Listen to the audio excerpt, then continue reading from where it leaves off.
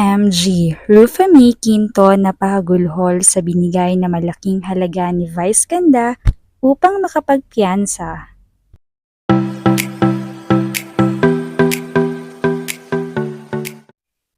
Hindi nga lamang si Neri ngayon ang humaharap sa anomalya, pati na rin ang komedyanteng si Rufa May Quinto ay hindi maliligtas dahil handa na ang pulisya sa kasong nakapataw sa kanya mula sa mga naloko niyang mga investors.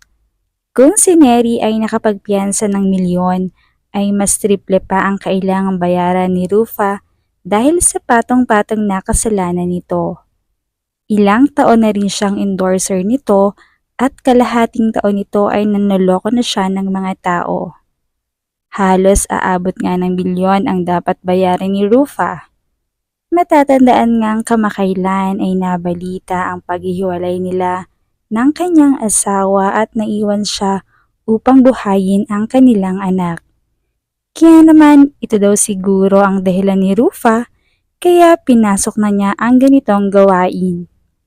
Sa dami na raw utang ni Rufa kaya naman dito sa mga nag-i-invest na investors niya kinukuha ang pambaya dito at pantusto sa kanyang pamilya, lalo na sa kanyang anak. Wala na rin naman talagang permanenteng trabaho si Rufa at umaasa na lamang sa mga guestings niya kagaya nga ng paghuhurado niya sa It's Showtime noong mga nakaraang linggo.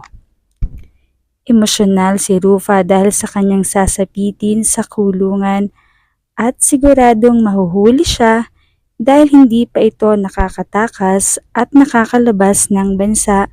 Kaya naman ayon sa aming source ay patuloy raw ang pananawagan nito sa mga kapwa-artista na matulungan siya sa pagbabayad at pagpipiyansa bagaman walang kasiguraduhan kung makakalabas pa ba ito sakaling talagang makulong na siya at mahuli na.